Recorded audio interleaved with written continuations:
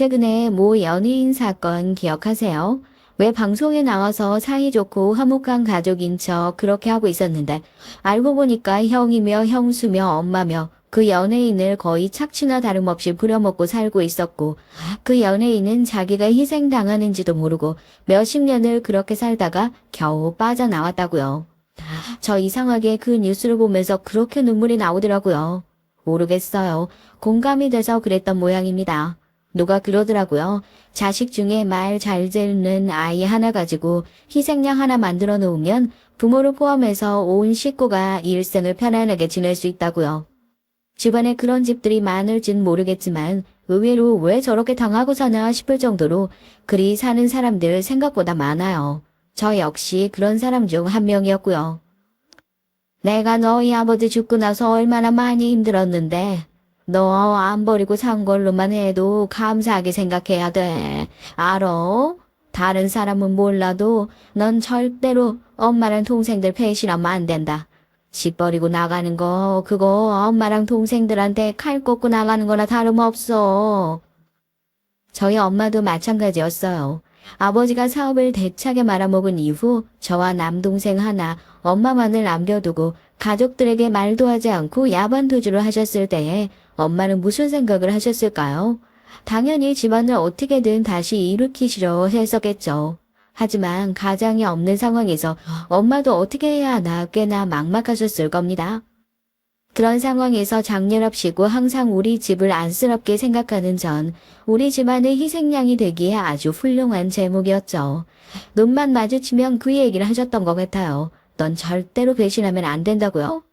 다른 집 엄마들은 딸들이 훌륭하게 잘 커서 엄마처럼은 살지 않길, 엄마보다 100배 좋은 남자 만나서 시집 잘 가서 행복하게 살길 바란다던데 저희 엄마는 왜 대체 그러는 걸까 참 많이 생각해 봤습니다. 제가 집을 나가서 혼자 잘 먹고 잘 사는 것이 가족들에 대한 가장 큰 배신이래요. 키워준 가족을 등을 지고 그렇게 살면 안 되는 거라고, 그건 나쁜 행동이라고 끊임없이 세뇌를 시키셨던 것 같습니다. 그건 동생도 마찬가지였고요. 어렸을 때부터 제가 해주는 것들을 너무 당연하게 생각했어요. 당연히 동생과는 나이 터울이 있었으니까 일을 하느라 바쁘신 엄마를 대신해서 제가 엄마 노릇을 종종 해주곤 했죠. 누나, 나 용돈 좀 더 주면 안 돼? 엄마가 용돈 주신 지 얼마나 됐다고. 너 벌써 그 돈 다 써버린 거야? 어디 나쁜 짓이라도 하는 거야? 요즘 왜 이렇게 용돈을 자주 써? 누나가 무슨 버튼 누르면 돈 나오는 기계도 아니고 누나도 돈 없어. 정 용돈 필요하면 엄마한테 다시 얘기를 하든지 해. 고등학교를 졸업하자마자 전 오로지 가족의 생계가 걱정되어서 바로 일을 시작하게 됐는데 이게 화근이었던 걸까요? 가족들은 제가 벌어다주는 생활비를 쓰는 것을 아주 당연하게 생각했어요. 그건 하나밖에 없는 남동생도 마찬가지였죠. 용돈을 모자라게 주는 것도 아니었고 오히려 그 나이 또래 친구들에 비하면 넉넉하게 주고 있다고 생각했는데 대체 뭐에다가 그렇게 돈을 펑펑 쓰는 건지 금세 돈을 다 써버리고 또 당연스럽게 저한테 와서 손을 벌리는 남동생의 모습을 보고 이대로는 안 되겠다 싶어서 따끔하게 한 소리를 해주니까 엄마도 안 하는 잔소리를 하면서 툴툴거리고는 가버리더라고요. 그리고 잠잠할 줄 알았는데 제 지갑에 손을 댄 거죠. 너 다른 것도 아니고 어떻게 누나 지갑에 손을 댈 수가 있어? 너 누나가 얼마나 힘들게 돈 벌고 있는 줄 알고 있어? 아니, 네가 알고 있으면 나한테 이런 짓 못하지. 네가 이 돈 가지고 나가서 하는 게 뭐가 있는데. 나가서 공부를 열심히 하기를 하니 뭘 하니? 차라리 그럴 거면 너도 빨리 학교 졸업하고 공장이나 취업해. 이딴 동생 대학 보내자고 내가 내 꿈까지 포기해가면서 왜 이러고 살아야 되는데? 왜 이러고 살아야 하냐고. 공장에 높으신 누가 오신다고요. 주 야간 모두 근무를 서고 피곤해서 눈도 제대로 뜨지 못하고 비틀비틀거리고 있는데 방에서 제 서랍에 있는 돈을 챙기다가 화들짝 놀라는 남동생의 모습을 봤으니 얼마나 기가 막히겠어요. 순간 참아왔던 울분이 터지면서 소리를 지르는데 엄마가 쫓아와서 제 뺨을 때리더라고요. 비켜지세요. 남동생의 뺨이 아니라 제 뺨이 짝소리가 나면서 돌아갔어요. 대체 무슨 집구석인가 싶으시죠? 넌 네 동생이 뭘 그렇게 큰 잘못을 했다고 애를 그렇게 쥐잡듯이 잡고 있어? 오직 돈이 부족했으면 하다못해 누나 지갑에까지 손을 대겠어. 그러게 네가 생활비를 좀 제대로 주었어 봐라. 이런 일이 생기겠나? 네가 나가서 일을 하기 시작하니까 예전엔 안 그랬었는데 아주 자기 고집이나 피우고 왜 이렇게 기가 세졌어? 세지기를? 왜 이렇게 집을 시끄럽게 만들어? 너도 이러다가 니네 아빠처럼 놔두고 집 나가려고 그러냐? 너만 얌전히 있으면 온 집안이 조용한데 왜 너는 그걸 못 참아가지고 이렇게 매일같이 집을 시끄럽게 만드는 거냐고. 네, 이게 다 제 탓이랍니다. 이렇게 시끄럽게 살고 제대로 살지 못하는 게 그게 다 제가 참지 못해서 일어난 일이라고 그래요. 지금 와서 이게 전부 말도 안 되는 그냥 저를 희생양 삼으려고 하는 개소리라는 것을 너무 잘 알지만요. 제가 그 집에서 당하고 산 게 몇십 년인데요. 순간적으로 그런 생각도 했어요. 정말 내가 이기적인 사람인가? 가족들한테 이런 마음이 든다는 게 정말 나쁜 생각인가? 엄마랑 동생은 조용하게 살 수 있는 건데 내가 정말 긁어서 부스럼 만드는 걸까 하고요. 이렇게 세뇌가 무서운 건가 봅니다. 나 하나 참으면 모두가 편한 것이 되어버리는 그런 집이요. 한 명만 지옥불에서 타 죽으면 모두가 하하호호 즐거울 수 있다는데 그러면 전 웃으면서 죽을 때까지 그 불구덩이에 튀겨가지고 타 죽어도 괜찮다는 건가요? 그날 처음으로 엄마한테 뺨을 맞고 나서요. 정신이 좀 차려지는 것 같더라고요. 그 뒤에 엄마는 위로를 해주려는 건지 당장 딸이 나쁜 마음이라도 먹을까 걱정이 되는 건지 몰라도 방에 들어와서 원래 첫째 딸이 잘 해주어야 남매간의 우애가 좋아지는 거 아니겠냐면서 그 돈 얼마나 되냐 그거 나중에 엄마가 다 기억해놨다 채워주겠다고 의미 없는 소리를 하시면서 제 속을 더 긁어놓기만 하셨죠. 끝까지 본인이 제 뺨을 때린 것에 대해선 사과 한마디가 없으셨습니다. 솔직히 그때 뺨을 맞아가지고 얼굴이 아픈 것보다요. 정신이 확 든 것 같아요. 내가 가족들한테 어떤 취급을 받고 살아왔는지 그제서야 느낄 수 있었던 것 같습니다. 온갖 혜택은 다 누리고 살고 있으면서 책임질 일에는 귀신같이 발 빼고 저를 방패막이로 삼아왔던 가족들. 큰딸을 식모 만들어 온 식구가 일하는 사람 취급하는 사람들이 있다고 하더니 그게 저희 집일 줄이야 누가 알았겠어요. 난 그냥 딸이라는 이름을 뒤집어 쓴 허울 좋은 식모일 뿐이구나. 집안에서 큰 소리 나는 게 싫어서 꼭 참고 살아왔습니다. 아버지가 집을 나가셨을 때 엄마가 얼마나 괴로워하셨는지 조금 더 컸었던 전 바로 옆에서 지켜보고 있었으니까요. 다시는 엄마를 저렇게 아프게 하면 안 되겠다 결심을 하고 그거 지켜드리는 선한 마음에 살았습니다. 그런데 그 선한 마음이 지금까지 이렇게 이용당할 줄 몰랐던 거죠. 제가 집을 나가서 살겠다고 얘기했을 때 그 의심은 확신이 됐어요. 그렇게 크게 화를 내실 거라고는 상상도 하지 못했거든요. 어머니는 거의 눈이 뒤집혀서 네가 어떻게 우리 가족한테 그럴 수 있냐. 좋다. 나가도 좋으니까 그동안 키워준 값이라도 내놓고 가라고 제 멱살을 붙들고 흔들더라고요. 가족이랑 이렇게 더러운 꼴까지 기어이 보게 되는구나. 기가 찼습니다. 키워준 값이요. 여태 엄마가 나 키워준 값은 내가 살면서 충분히 다 갚은 것 같은데요. 반대로 물어볼게요. 엄마는 나 크면서 대체 뭘 해줬는데요? 얘 대학 보내겠다고 난 가고 싶은 학교도 포기하고 공장 들어가서 밤낮 없이 일하면서 생활비 보태고 있었는데 엄마 나 일 시작하자마자 어디가 아프다 하면서 일도 그만두고 내가 벌어다주는 돈만 쓰면서 지금 그렇게 지내고 있잖아요. 나 더 이상 이렇게는 못 살아요. 내 영혼이 얼마나 피폐해져야지 어디까지 나를 빨아먹어야지 속이 시원하겠어요? 이렇게 집 나갈 때 키워준 값 내놓고 나가면 평생 나 안 따라다니실 거예요? 정작 그렇게 돈 다 퍼주고 난 받은 게 뭐가 있는데요. 난 가족들 그렇게 먹여 살린다고 아까워서 회사 버스 놓칠까봐 알람을 몇 개씩 맞춰가지고 일어나는데 두 사람은 택시도 첩첩 잘 타죠. 난 대체 왜 이러고 살아야 하는데요. 양심 있으면 제발 다시는 나 찾을 생각도 하지 말아요. 이 정도로 빨아먹고 살았으면 됐잖아요. 네가 이렇게 가족 버리고 집 나가서 어디 두 다리 편하게 쭉 뻗고 살 수 있을 것 같으냐? 가족 버리고 나간 인간들은 무조건 벌 받게 되어 있어. 너나 네 아빠나 아주 똑같은 인간들이야. 아이고, 우리 아들 불쌍해서 어쩌면 좋아. 어쩌다가 저렇게 파렴치한을 논하라고.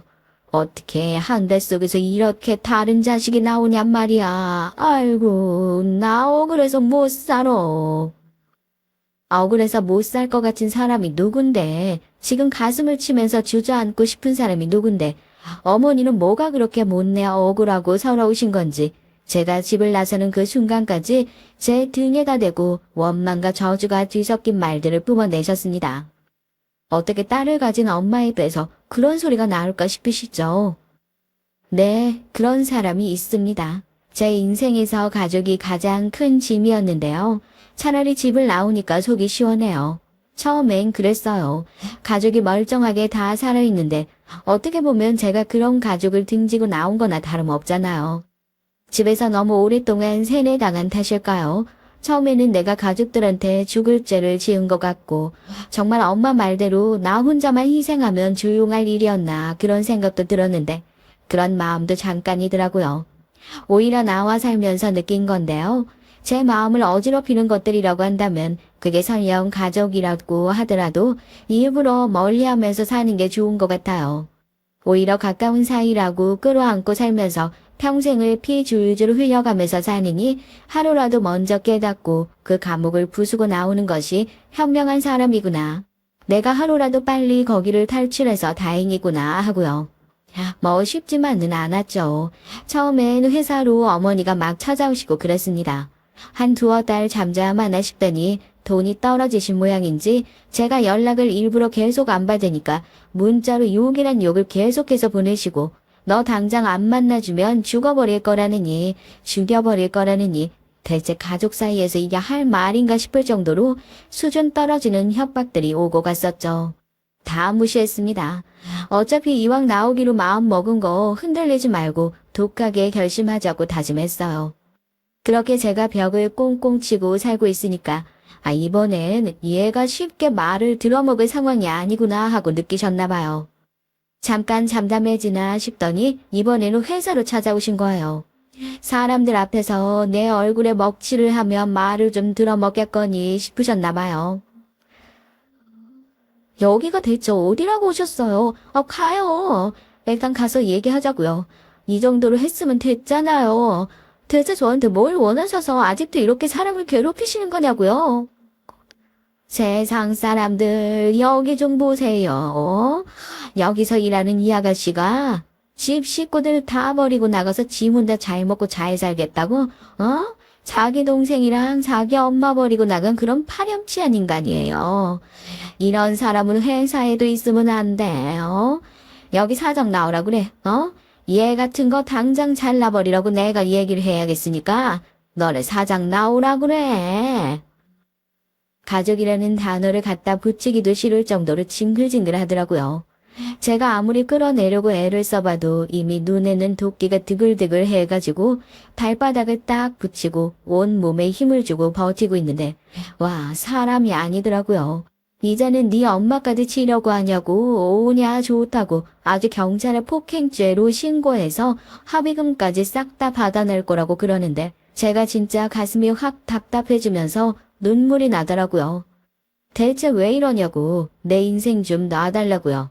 그때 저를 구해줬던 게 정말 우습긴 하지만 남편이었습니다. 저 여기 다니는 직원인데요. 아주머니 이렇게 사람들 많이 보는 데서 따님 모욕하시면 본인이 모욕죄로 신고당하실 수도 있는 거 모르세요? 어떻게 경찰 오실 때까지 같이 기다리셨다가 어머니 모시고 같이 경찰서로 가실 거예요? 그러면 제가 지금 어머니 붙들고 있을게요. 여기 퇴근 시간이라 보는 사람도 많았을 텐데 왜 그런 소리를 하셔가지고 요즘 법이 얼마나 무서운데요. 하다못해 이분이 돈을 빌려갔어도 돈 빌려갔다고 사람들 다 보는 앞에서 얘기하면 그거 어머님이 반대로 신고당하시는 거예요. 여기 오시면서 그런 건 또 안 알아보고 오셨나 보네. 됐어요. 제가 붙들고 있을게요. 경찰 올 때까지 어디 가서 피해 계세요. 아무렇지도 않게 쓱 와서 경찰을 불렀다고 하니까 그제서야 저희 어머니가 식은땀을 삐질삐질 흘리면서 뭐 이렇게 경찰까지 부를 일이냐고 집안 문제를 그렇게 크게 키울 일이냐고 하면서 남편한테 붙잡힌 팔을 빼내려고 낑낑거리시더라고요. 남편은 아무렇지도 않게 경찰서 가서 얘기하시라고 하고요. 뭔가 본인한테 불리하겠다, 이거 잘못 돌아가고 있구나 하고 느끼셨나 봐요. 남편이 다른 데를 보는 사이에 팔을 확 빼시더니 아주 꽁지가 빠지게 도망을 치시더니 택시를 타고 가버리시더라고요. 순간 다리에 힘이 확 풀리는 것을 남편이 붙잡아 줬습니다. 괜찮아요? 남일 같지 않아서 무작정 끼어들긴 했는데 죄송해요. 경찰 신고 안 했어요. 그냥 겁 좀 주려고 했단 소리예요. 아마 당분간은 귀찮게 하실 일 없을 겁니다. 또 저런 분들 겁은 많아가지고 이렇게 한번 얘기해 놓으면 잠잠하시더라고요. 아무렇지도 않게 제가 괜찮은지 살피는 남편의 모습을 보고 저도 후다닥 감사하다고 인사를 했어요. 어쩐지 자기 처지 같아서 그냥 지나칠 수 없었다고 얘기를 하면서 경찰 신고는 그냥 겁을 주려고 한 소리였으니까 신경 쓰지 않아도 된다고 얘기를 하더라고요. 그래도 감사한 마음에 누군지는 알아야겠다 싶어가지고 명함을 받았습니다. 다행히 저희 회사 사람인 줄은 알고 있었지만 바로 옆 부서였는데 그동안 제가 얼마나 일하는 거 말고는 관심도 없이 살았는지 그동안 회사에서 얼굴 한 번을 못 본 것 같더라고요. 저 오늘 도와주셔서 정말 감사합니다. 제가 보시다시피 가족들이랑 피치 못할 사연이 조금 있어요. 도움받은 건 어떻게든 갚을게요. 나중에 밥이라도 한번 살게요. 이건 제 명함이니까 저도 도울 일이 있겠다 싶으면 언제든 편하게 연락 주세요. 그게 남편과의 첫 만남이었습니다. 정말 친절했어요.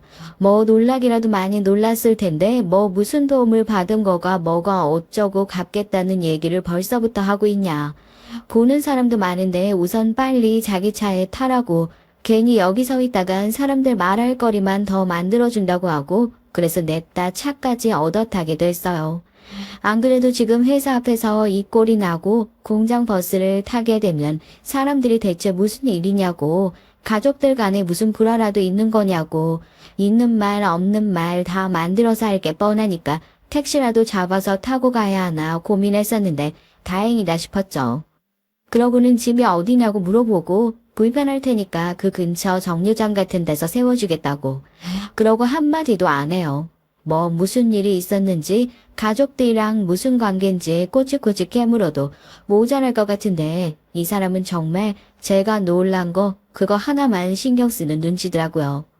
그렇게 편한 분위기여서 그랬는지 몰라도 저도 모르게 제가 먼저 말을 꺼냈습니다. 제가 집을 나온 지 얼마 안 됐거든요. 보셔서 알겠지만 항상 저한테 보따리 내놓으라는 식이에요. 제가 집에서 돈을 떼먹고 나오는 것도 아니고 사고로 치고 나온 것도 아닌데 집을 나온 순간부터 아마 집에서 일어난 모든 나쁜 일은 제 탓이 될 거예요. 네가 집을 나가서 네가 안 참아서 생긴 일이라고요. 평생 그 원망 속에서 살게 될 것 같아서 그게 싫어서 나왔는데 오늘 또 어머니 얼굴 보니까 그렇게 심장이 벌렁거리더라고요. 다 이겨냈다고 생각했는데 아직은 완전히 이겨내려면 멀었나 봐요. 그래도 감사해요. 말도 없이 운전을 하던 남편도 제 얘기를 듣더니 묵묵히 자기 얘기를 꺼내더라고요. 제가 참 부럽대요. 용기가 있어서요. 세상에 저 같은 사람을 부러워할 사람이 어디 있겠냐 싶었거든요. 살면서 단 한 번도 들어본 적 없는 소리에 깜짝 놀라서 운전을 하고 있던 남편을 쳐다봤죠. 내가 아까 그랬죠? 남일 같지 않아서 도와준 거라고. 아마 집안 사정이야 다 다르고 사연이야 다 있겠지만 나도 아마 비슷한 상황인 것 같네요. 그래도 그쪽은 결국에 잘못된 거 알고 용기 있게 그 집에서 문 박차고 나온 거 아닙니까? 난 아직도 그런 집에서 쭉 살고 있어요. 내 밑으로 남동생이 둘이에요. 난 대학도 못 나오고 공장에서 이렇게 기름밥 먹어가면서 살고 있지만 내 남동생들은 대학까지 다 나와서 번듯한 직장 들어가가지고 잘 나가고 있거든요. 이런 얘기 하면서도 웃어요. 내가 아니라 내 남동생들이 그런데 들어간 건데 내가 부모도 아니고 그걸 자랑스럽게 얘기하고 있는 꼴이요. 웃겨서요. 결국에 내 청춘 팔아서 그놈들이 그렇게 성공하고 승승장구하고 있는 건데요. 그런데 그냥 우리 집에선 그게 당연한 거예요. 동생놈들 중 누구 하나도 나한테 고마워할 줄 모르고 형은 당연히 우리 집에서 희생해야 하는 사람인 거죠. 우리 아버지가 아프셔서 나 어렸을 때 일찍 돌아가셨거든요. 그때 이후로 계속 가장 노릇을 해왔으니까 나도 이 지독한 세월이 몇 년째인지 모르겠네요. 원래 남 일에는 잘 나설 수 있다고 하잖아요. 집에서는 찍소리도 못하는데 남이 당하고 있는 걸 보니까 울컥했나 봐요. 사실 내가 우리 집에다 제일 하고 싶었던 소리일지도 몰라요. 아까 그쪽 어머니 앞에서 했던 소리요. 경찰에 신고하겠다. 뭐 어쩐다 하는 거요. 사람이 비슷한 사람한테 필연적으로 끌리게 되는 걸까요? 남편의 얘기를 들으면 들을수록 이건 뭐 성변만 바꿔놨지 제 얘기와 똑같은 것 같아서 소름까지 쫙 돋더라니까요. 하필이면 나를 도와준 사람이 나랑 똑같은 인생을 살고 있을 확률이 뭐 얼마나 되겠어요. 그리고 또 그런 사람을 좋아하게 될 일은요. 비슷한 점이 많아서 그런 건진 몰라도 확실히 더 마음이 가더라고요. 저희가 집안에서 희생양이 되는 데에는 다 이유가 있지 않겠습니까? 사람이 앞뒤 따지지 않고 재지도 않고 그저 착해요. 이 사람한테 돌려받을 거 생각하지 않고 그냥 착하게 순하게 굴기만 하니까 사람들도 그걸 알고 귀신같이 이용해 먹는 거거든요. 그런데 서로가 볼 때는 이렇게 좋은 연인이 또 없는 거예요. 제가 처음 시댁에 인사를 갔었을 때가 생각납니다. 그때는 남편의 두 시동생들도 결혼을 하기 이전이었고 남편 하나만 바라보고 사는 시댁이라는 얘기는 남편에게 어렴풋이 들어 알고 있었지만 인사를 가고 나서 그게 무슨 소린지 확고하게 알게 되겠더라고요. 갑자기 결혼을 하고 싶다는 이 얘기를 하길래 뭐 얼마나 대단한 여자를 데려오나 했었는데 적어도 장남이면 집안에 보탬이 되는 결혼을 해야 하지 않겠니? 자리에 앉자마자 대뜸 너는 시집을 올 때 얼마나 해올 수 있냐 돈 얘기부터 시작해서 아들 팔아서 한 미천 남기려는 사람처럼 눈에 불을 켜고 달려드는 시댁 앞에서 한없이 작아지는 남편을 보니까 제가 다 화가 나는 거 있죠. 또 저희 남편 제가 그렇게 회사 앞에서 저희 어머니한테 무시받았을 땐 그렇게 자기 일처럼 나서서 버럭버럭 화를 내주더니 막상 자기 일이 되니까요. 한마디를 제대로 대들고 따지질 못해요. 그 모습이 답답하고 서운한 게 아니라요. 왜 저러는 건지 아니까 그냥 짠하기만 한 겁니다. 이 사람은 대체 이 집구석에서 얼마나 오랜 세월 동안 착취를 당하고 너는 이런 취급을 받는 게 당연한 사람인 거다. 가스라이팅을 당하고 살았기에 앉아서 이런 소리를 듣는 것이 당연한 사람이 됐을까 하고요. 제가 그런 남편의 손을 꼭 잡고 무슨 결심을 했는 줄 아세요? 이런 집구석에는 절대 시집가지 말아야겠다. 이런 생각을 한 게 아니라요. 내가 힘들 때 이 사람이 날 구제해줬던 것처럼 나도 이 사람 책임져야겠다고 결심했으니 끝까지 한번 책임을 져보겠다 생각을 했죠. 어떻게든지 이 지옥 같은 집구석에서 내가 데리고 나와야겠다고요. 제가 하는 얘기를 듣고 시댁 식구들 다 벙찌더라고요. 어머님, 여기가 무슨 못 사는 나라도 아닌데 설마 남편 결혼하는데 얼마씩 내놓고 결혼해야 하고 그런 거 바라시는 건 어머님도 원치 않으실 거 아니에요. 어머님도 큰아들 장가 보내면서 두 사람 행복한 게 제일이다. 그렇게 생각하고 계신 거 맞죠? 저희 두 사람 행복하게 잘 살 정도로 많이 벌어두고 모아뒀습니다. 이 사람도 성실하게 일했고요. 저희 결혼하고 나서도 시댁에다가 해야 할 도리는 다 하면서 잘 지낼 테니까 혹시라도 저희가 어려워서 손 벌릴까 그런 걱정은 안 하셔도 될 것 같아요. 제가 어머님께 웃으면서 저희 손 벌리고 살 정도로 그렇게 어려운 사정도 아니고 열심히 살아서 괜찮다 얘기를 하니까 오히려 한 방 맞은 표정을 짓더라고요. 뭐 이런 애가 다 있지 싶으셨을 거예요. 그동안 자기 아들 구워 삶아 얼마나 열심히 뜯어먹었는데 갑자기 어디서 톡 튀어나온 며느리란 애가 이 박혀있는 아들을 빼내서 도망가려고 하는 것 같으셨겠죠. 제가 집에 가고 나서 남편한테 전화를 해서 무슨 애가 그렇게 싸가지가 없냐면서 길길이 성을 내셨답니다. 근본도 없는 집안이랑 절대 결혼 못 시킨다고요. 제가 시집 오면서 거짓말 한 게 딱 하나 있어요. 부모님이요. 두 분 다 살아계신다고 하고 상견례 할 때 결혼할 때 전부 다 하객 대행 아르바이트를 썼었거든요. 그렇게라도 안 했으면 저 이 결혼 정말 못했을 거예요. 어떻게든지 꼬투리라도 하나 잡아서 남편과 결혼 안 시키려고 어머님은 눈에 쌍심지를 켜고 계셨거든요. 더 반대할 건덕지도 없어서 꾸역꾸역 결혼을 허락하셨다고 보는 게 맞겠네요. 사연 들으시는 분들 기가 막히실 거예요. 뭐하러 저런 집구석에 그렇게 하자없는 사람 흉내까지 내가면서 우역구역 시집을 가려고 했냐고요. 네, 저도 알고 있어요. 정상적인 시댁이 아니라는 것도, 그리고 이 시댁 때문에 언젠가 한 번은 골치 아픈 일이 생길 거라는 것도요. 하지만 이 결혼을 결심한 이유는 딱 하나였답니다. 남편이요. 결국 제가 사랑하고 함께 살아갈 사람은 남편이잖아요. 뭐 언젠가 이 사실이 몽땅 걸려서 제가 이 집에서 이혼을 당한다고 하더라도 제가 사는 동안 남편 정신 제대로 차리게 해서 이 집안과 아주 연을 끊어놔야겠다. 그리 생각을 하고 있었어요. 남편도 저만큼이나 집에 오랫동안 목줄을 틀어잡혀 살았던 사람이고 그만큼 쉽지 않은 일이 될 것도 잘 알고 있었지만 결국 저도 그 긴 싸움에 이겨서 탈출했잖아요. 어려울 뿐이지 안 되는 일인 건 아니었으니까 어쨌든 부딪혀봐야겠다 싶었습니다. 저랑 같은 직장에 다니던 남편은 좋은 기회가 있어서 근처에 있는 다른 중소기업으로 이직을 하게 됐고요. 본격적으로 저희 결혼 생활도 시작하게 됐습니다. 잘 다니고 있던 직장을 옮기게 된 데는 저의 입김도 있었어요.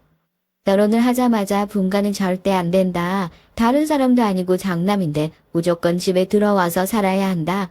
시어머니랑 맏며느리랑 무슨 집안일에 합을 맞춰야 집이 잘 굴러간다는 말도 안 되는 소리를 하시면서 고집을 부리시는 시어머니의 의견을 꺾기 위함도 있었죠. 남편이 원래 다니고 있던 저와 같은 직장에 다니면 오히려 출퇴근에 어려움이 없어서 또 시어머니의 말에 질질 끌려가게 될 것 같은 상황에서 우연히 남편에게 좋은 이직 제안이 들어오게 됐고 저는 냉큼 남편의 등을 떠밀었습니다. 조건이 좋았던 것도 있었지만 이거면 됐다 하고요. 어머님, 시댁 잘 굴러가는 것도 중요하지만 저희 집안 먼저 잘 굴러가는 것도 중요하잖아요. 저희 시댁에서 이 사람은 저 직장으로, 저는 이 직장으로 출퇴근하려고 하면 힘들어서 둘 다 망해요. 그렇다고 좋은 조건으로 자리가 나왔는데 안 옮길 수도 없잖아요. 일부러 그렇게 직장 옮길 것까지 생각해서 신혼집을 딱 중간에 있는 자리로 알아보고 잘 구한 거예요. 저희도 조금 번거롭긴 하지만 챙겨주실 거 있으시면 주말에나 어머님 서운하시지 않게 한 번씩 들릴게요. 제가 노는 사람도 아니고 어떻게 같이 일하는데 시댁 일까지 같이 하겠어요. 아마 제가 얘기를 할 때마다 시어머니 속에서 부하가 치밀었을걸요. 맏며느리라고 어디서 들어와가지고 자기 손에 쥐고 열심히 부려먹을 궁리를 하고 계셨는데 아마도 제가 집을 나오기 전에 옛날 그 모습이었다면 어머님이 원하시는 대로 하나하나 다 맞춰드리고 끌려다녔을지도 모르겠죠. 남편은 옆에서 이래도 되는 게 맞냐 하면서 눈치를 보긴 했지만 전 괜찮다고 다 저만 믿으라고 호언장담을 했습니다. 그뿐만인 줄 아세요? 시동생들이 결혼을 하고 나서부터 시댁의 갑질은 더욱 심해진 것 같아요. 이 집안은 아주 다 같이 편을 먹고 남편을 무시하기로 작정이라도 한 모양인지 제가 뻔히 앞에 있는데도 자기들은 늘 그랬는데 새로 집 식구가 된 네가 뭘 아냐, 네가 뭘 안다고 우리 집안일에 나서냐는 식으로 저를 완전히 바보 취급을 하면서 제 앞에서 남편을 벗겨먹으려고 한 게 한두 번이 아닙니다. 같은 아들인데 왜 그렇게 첫째 아들만 바보 취급을 하고 둘째, 셋째는 눈에 넣어도 안 아픈 아들처럼 구는지 모르겠습니다. 시동생이 결혼할 땐 결혼을 해서 제가 딱 버티고 있으니까 대놓고 돈 내놓으라는 소리는 못하고 그래도 결혼하는데 장남이 돼서 뭐라도 해줘야 하지 않겠냐. 큰형이 돼서 뭐 애들 집이라도 살 수 있게 보태야 하지 않냐. 대뜸 그런 소리를 하시는 거예요. 저희 아파트 대출금도 다 못 갚았고 저희 결혼하고 집 살 때 돈 한 푼 안 보태준 사람들이 대체 무슨 소리를 하시는 건가 싶었죠. 어머님, 저희 결혼할 때 양가 도움 없이 너네끼리 알아서 해라 그러셔서 저희 손 한 번 안 벌리고 결혼했어요. 이 사람이 열심히 일해서 서방님들 대학까지 다 보내놓고 좋은 직장 들어가서 일하고 계신데 뭐가 걱정이라고 집까지 해주겠어요. 설마 그런 것까지 바라시는 건 아니죠? 저희도 섭섭하지 않게 축의는 넉넉하게 할게요. 형이 됐는데 설마 그런 거 제대로 안 챙기려고요. 걱정하지 마세요. 거기서도 딱 잘라서 얘기를 하니까 입 대빨 나오셔가지고 쟤는 지 시어머니가 하는 말이면 사사건건 반대하고 든다고 또 한 소리를 하시더라고요.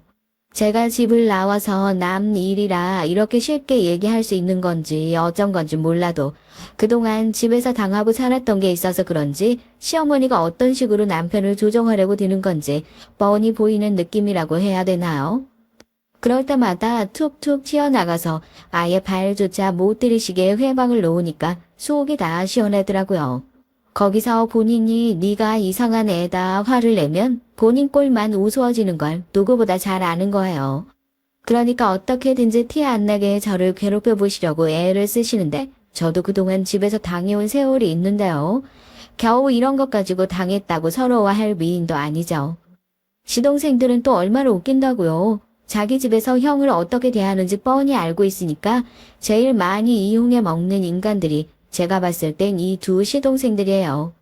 그것도 비겁하게 시어머니 뒤에 숨어서 말입니다. 그런데 이런 인간들이 또 재주는 좋아요. 남들이 봤을 때 잠가 잘 들었다 할 정도로 동서들은 또 멀쩡한 사람들을 데리고 왔더라고요.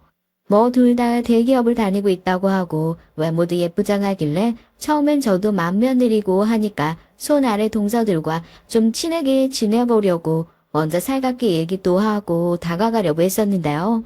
제가 봤을 때요. 제일 부질없는 짓이요. 시댁 식구들이랑 친하게 지내려고 노력하는 거예요. 영악한 인간들은 딱 알거든요. 관계에서 어느 한쪽이 노력하기 시작하면 아 이쪽이 약자구나 하고 득달같이 달려들어서 이용해 먹으려고 하는 거요. 정말 인정하고 싶지 않지만 아직도 세상에는 나쁜 사람들이 많고 하필이면 그 나쁜 사람들이 우리 시댁에 싹 다 모여 있었네요. 동서들이 시집 오고 얼마 안 돼서 저희 어머님 칠순이 있었습니다. 아무리 그래도 며느리로서의 도리를 해야 되잖아요. 동서들 다 모아다가 어머님 칠순 잔치를 어떻게 했으면 좋겠냐 하니까 자기들은 바빠서 그런 거 생각도 안 해봤다. 그런 건 원래 큰형님이 정하시고 결정을 하셔야 되는 거 아니냐 하더라고요. 속으로 그러면 나는 뭐 회사 안 다니고 놀고 있니? 라는 소리가 목구멍까지 올라왔지만 꾹 참고 웃으면서 얘기를 했죠. 그러면 동서들은 뭐 다른 의견 없는 거지? 어머님이 지난번부터 칠수는 꼭 챙겨달라고 노래를 부르시길래 그럼 이번 칠수는 어머님 하자는 대로 하는 거다. 동서들도 다 동의한 걸로 알고 있을게. 뭐 호텔에서 밥을 먹든지 가족들끼리 여행을 가든지 그렇게 하자고. 그리고 나서 어머님한테 물어보니까 뭐 제가 물어보기를 기다리고라도 있었던 마냥 대뜸 해외여행을 가자고 하시더라고요. 안 그래도 돈 나갈 때가 천진데 무슨 뜬금없이 해외여행인가 싶었는데 이제 집에 새 식구도 들어왔으니까 다 같이 여행 한번 가는 것도 좋지 않겠냐고 그래요. 이왕이면 본인이 원하시는 대로 해드리려고 했었는데 이거 생각보다 판이 좀 커지는 것 같아서 저도 그렇게 썩 달갑진 않았었네요. 내 칠순잔치 내가 하고 싶은 대로 안 나는데 뭐가 그렇게 고민이 많고 말이 많어. 하여튼 요즘 내 친구들 보니까 대만 여행 그렇게 많이 간다던데 네가 계획이랑 다 짜서 예약해놔. 애들 바쁜데 이리저리 전화해서 물어보고 어쩌고 하지 말고. 그래도 요즘에 일하는 사람 중에는 네가 제일 덜 바쁘잖아. 거기다가 맏며느린데 매번 요리조리 피해가기만 하고 너도 귀찮은 일 좀 도맡아서 할 줄도 알고 해야지. 돈은 나중에 받더라도 네가 가족들 여권이랑 다 받아가지고 예약이랑 하고 해라. 알겠니? 졸지에 귀찮은 일 하나 제대로 떠맡았다 싶었죠. 그래도 어떡해요. 어머님이 저렇게 얄미워하시는 것처럼 제가 그동안 시댁 일이라면 정말 요리조리 미꾸라지처럼 잘 빠져나왔던 것도 있었으니까 이번엔 그래 내가 100번 1000번 양보해서 한번 저어준다 하는 생각으로 그러면 나중에 다 계산하고 나서 돈은 각출하는 것으로 하고 우선 우리 집에서 결제를 하겠다고 그리고 예약까지 다 해놨죠. 그래도 이렇게 큰 일을 했으니 당분간 시댁에서 귀찮게 할 일은 없겠다 싶었는데 제가 이놈의 시댁을 너무 믿었던 거예요. 여보, 서방님들한테 돈 다 받았죠? 우리 미리 카드로 결제한 것도 있어서 다음 달에 카드 대금 결제하려면 다 받아놔야 돼요. 내가 동서들한테 문자로 다 보냈었는데. 뭐? 어머님 말씀으로는 당신이 이번 여행 비용 우리 집에서 다 내기로 했었다고. 형진이랑 형민이도 다 그렇게 알고 있던데? 동생들도 마찬가지고. 안 그래도 당신이 나한테 한마디 상의도 없이 그럴 사람이 아닌데 무슨 소린가 했어. 기가 막히죠. 저희 시어머니 이제 치매가 오신 건지 제가 하지도 않은 말을 막 지어내서 서스럼 없이 거짓말을 하고 돌아다니시더라고요. 그래도 얼마나 사실적으로 치신 건지 남편한테 얘기를 전해 듣는데 제 얘기인데도 불구하고 제가 깜빡 속아 넘어갈 뻔했다니까요. 글쎄 제가 어머님 칠순이라서 해드린 것도 없어서 죄송하다고 여행 비용은 저희 쪽에서 다 낼 테니까 목마르면 된다고 그랬다고 합니다. 안 봐도 뻔하죠. 이런 식으로 그냥 얼렁뚱땅 여행 먼저 가놓고 난 그런 줄 알았다. 얘기 그렇게 된 줄 알고 애들도 기분 좋게 다녀왔는데 이제 와서 딴소리를 하면 어떡하냐.